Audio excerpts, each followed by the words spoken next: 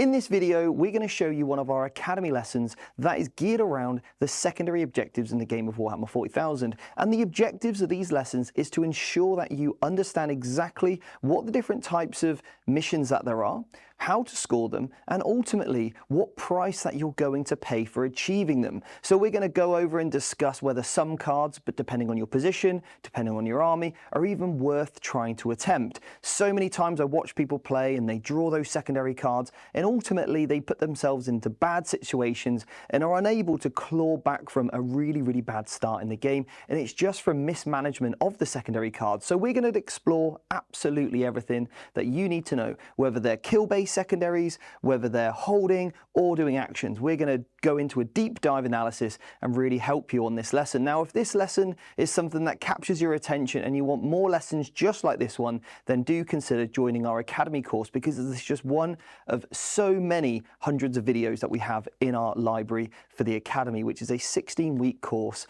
which is going to help you navigate the game and hopefully help you feel a lot more confident so you're able to go to your local gaming school, go to the local tournaments, and ultimately succeed at the game. So over to now Michael and Jordan, and we're going to go over this great lesson. It's time to take a look at tactical objectives. Now, this is going to be in a similar sort of way that we just discussed with fixed. So, Michael, what are the three things that we're going to start discussing? Right, so we've got those three different categories, as you're saying, right? So we've got action-orientated objectives, we've got reach-orientated objectives, and we've got kill-orientated objectives, right? Yeah. However, with tactical, so when you choose tactical, obviously you're just going to note down you're doing tactical. You don't need to pick any cards or anything. Now, tactical cards are generally the ones without the fixed symbols. Okay, so just be aware of that. But the fixed ones are still obviously in the deck, and you can draw fixed cards but score them as tactical cards. Yep. So action-orientated cards. Now, depending on your season, there's going to be a certain number of these in the deck. And what I would recommend doing is lay out your entire deck of cards and count how many action-orientated cards there are. Then you'll know what your action economy might need to be during the course of the game. Because if there's 5 cards that require you to do actions, how many actions does each card require? Okay, cool. So it's a total of 10 across maybe 8 different cards in the deck. And you're going to go, right, I need a list where I can do 10 actions at any given moment over the course of a game. Cool. Reach objectives. So what do we need to make sure we've got for reach objectives? Fast moving units. Units that can deep strike. Units that can come off the board and on the board. Anything that allows us to basically traverse the battlefield with nothing that's going to stop us. Fly as well is a really big thing to have. So basically, we don't want anything to stop us from moving to X, Y, and Z objectives. And again, like you said, in the deck, we will have quite a few of these. Depending on the scenario, this could be actually mixed with something that requires an action. There might be an action that requires you to be in a certain area of the board.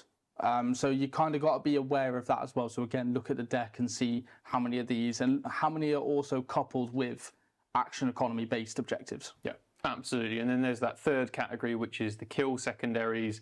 Now, obviously, fixed only has a limited number of kill secondaries. Tactical has a lot more cards that do revolve around destroying enemy units. So what you need to make sure you can do is, at a given moment, commit resources to destroy that target. These kill secondaries in the tactical deck will tend to be the ones that you actually discard. In order to redraw new ones, or simply don't do and then discard in order to get a command point if your current mission pack allows you to do so. I think as well on kill secondaries, this is why we encourage to make a balanced list, because certain armies, if you go for their more skewed lists that maybe are like the more meta picks, they will have a lot more weaknesses in terms of they might not be able to kill a certain style of list because you've built into one approach. Whereas if you take the balanced approach, you can be able to do tactical objectives and kill secondaries especially a lot easier because you know you have the assets to deal with it. Exactly. If you've got 33% of your army that can kill light infantry, 33% that can kill elite infantry, and 33% that can kill vehicles and monsters, well, now you know that during the course of the game, if you draw a card that requires you to kill one of each of those types of units, you should have enough assets on the board to achieve that card. Yeah. You don't necessarily need to be able to achieve every kill-based secondary. You can redraw some of them, but try to make sure that you can do the majority of them if the opportunity arises. Finally, there is another type of objective that actually in secondary is a lot more common than is in fixed, and this is objective-based secondaries. So this might be just holding objectives in certain places on the board. If it's, it can sometimes be a reach one where you need to hold an objective that's much further away from you, or one that maybe your opponent controls. So objective-orientated ones, or killing units that are in range of certain objective markers. Yeah. And oftentimes you might need to hold more than one marker in order to achieve this card to its maximum potential. So you do need to make sure you have assets that can take objectives. Okay, now this could be OC, high OC. You can take an objective without actual force by just putting models on there. But that's never going to be obviously as effective as a unit that can just go in and take someone off an objective marker by force. Yeah. So what kind of units do we tend to see that are in armies that can do these kinds of secondaries? So we've got multiple different types of units that are really good here. So fast moving melee units, because we know we have the reach, we know we have the destructive capabilities, and we also know that they're going to be able to take that objective and hold it. Then we need to look at things maybe that are like horde style units, so things that have got high OC but loads of models as well. These tend to be like your battle line units as well. So these sort of units are great, especially if your mission pack caters towards battle line as well. And then we've also got big powerhouse units as well, maybe like a monster or a vehicle, because these tend to have that like sweet spot for the OC, maybe like 4 to 5. And usually on an objective, people will only put maybe 2 to 3 potentially, right? Because they don't want to expose themselves on the objective or things like that. So they're really good at doing things and taking that and still putting firepower in different areas of the board. Yeah, fantastic, absolutely. Generally, fast units, whether that's melee, sometimes shooting, fast shooting units can take people off objective markers and then also move on to the markers. If you've got some of those rare abilities where you can actually move after you've shot, they're incredibly powerful. Yeah. Because you can destroy units and then also step onto an objective marker. And that could be a case where you out-OC the unit that's on there, but you've destroyed a more threatening target. So ways you can move after you've shot, very, very powerful. Also ways to manipulate your consolidation and pile-in distance. These can be great because when you consolidate, you can of course go towards a marker if there's no eligible enemy unit. So these are nice ways to manipulate being able to take objective markers or just be in range of them by the end of the game. Yeah, and I also think if you're looking at maybe a fast melee unit, you always want to make sure that you have an ability that allows you to either re-roll the charge or a CP ready to re-roll. Because if you're guaranteeing on that unit to get onto the objective, I mean, charging is a great way of being able to move after your movement phase anyway, right? So we can always use it not to just destroy, but to get models onto an objective by charging. But at the same time, if you fail that 5-inch charge or that 6-inch charge, it can happen. It's a very real possibility that that can happen. Whereas the shooting assets, as you mentioned, if they're guaranteed to move 12 inches after they've shot, you know that's happening. So you've always got to make sure that you are prepared to fail that. Yes, right. Absolutely, absolutely. And if you don't have inbuilt high movement values, then you can always look to things like transports to do this kind of thing for you. Or at certain extremes, allies as well can open up a few more doors when it comes to scoring tactical secondaries. So, Jordan, what would you say is one of the disadvantages of taking tactical objectives? You have no idea what you're going to draw next. Well, you don't have a complete idea of what you're going to draw next. The later you get in the game, you can kind of predict, okay, I know, especially if you're doing the app, maybe, you can still see what cards you got left to draw. And if you played it enough, you probably will start to notice that, okay, I know I haven't got this certain kill card, or I know I haven't drawn this one yet. So there's a chance that it's still going to pop up. So you can prepare yourself that way, but at the same time, at the start of the game, there is usually between 16 to 18, maybe 20 cards that you could draw from. So it could be any chance that you could get any of them cards. So there's the randomness is the issue. As much as it's a strength, it's also a weakness. But Michael, can you think of any other issues, potentially? Yeah, so tactical, it's a weird one, right? We'll talk about obviously the benefits afterwards, but tactical objectives do force decisions. And this can be problematic if you've got units in your army that you're planning to do something with, and then you draw a card and now actually you need to invest that unit in doing a card instead of maybe destroying a key enemy target or taking your opponent off an objective marker. So forced decisions can be a bit of an issue. And obviously the best way to get around them is to consider that investment versus cost concept that we've talked about in the previous video and before. Is the investment worth the cost? No, okay, I'm going to stick to the original plan and do what I was going to do already. Yeah, it can also be kind of like that concept of mind fatigue, because do I get rid of this card at the end of the turn? Can I score it next turn? Sometimes you can hold on to a card too long. And that's also something where you're like, oh, do I want to redraw it? Is there another card I could get which could be better? Or do I think I could kill this big unit on the board? There's always going to be that element to the game as well when it comes to tactical. Yeah, absolutely. And we will be going into that in all of the individual cards, like when you should probably discard that card or when it might be worth keeping. Generally, if you don't think you can score it, don't even bother trying to keep it. That's the general rule. Now, one of the other problems with tactical is that it might drain your command points. I say drain. It is important to redraw your cards if they're bad, because obviously your victory points will win you the game. But at the same time, if you've got an army list that requires command points to make units work, then perhaps the expenditure of having to redraw cards is not going to work for you. Likewise, if you're pretty confident you can do most cards in the deck, but you need CP, you can potentially, depending on the mission pack, discard cards and then gain command points. Yeah. So if you're confident you can score a lot of cards, this is a great way of getting CP. But if you're an army that is not amazing at scoring, more than 50% of the cards, then you actually are draining your CP by taking tactical.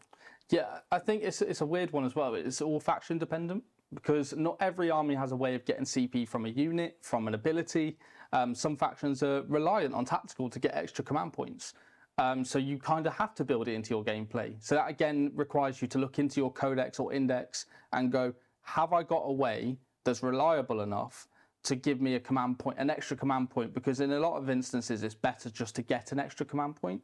But from experience, I also feel like you should just plan to have one go turn in a game where maybe you don't actually bother doing both secondary cards and you know that you're just going to sacrifice one no matter what it is, and you just use all your CP to do damage and hurt your opponent in the places where you know it's going to impact their scoring for the game. So there's kind of like that knowledge of the game as well that you're going to have to build into. Absolutely. And in a future module, a lot further down the line, called Game Management, we're actually going to go into how to manage your command points well, and we'll talk about how list building can already be an asset in there, not just for those units that give you command points, but for how many units your army you take that require command points to get the most out of them. Because obviously, a unit that's good without command points and stratagems is going to be better than a unit that is only good with command points and stratagems. So again, blessing and a curse. Sometimes tactical cards, we can get those command points. I think another thing to talk about is variance of the deck. If you go through all of the cards, if you get them all out, look at them all, how much can you score per card?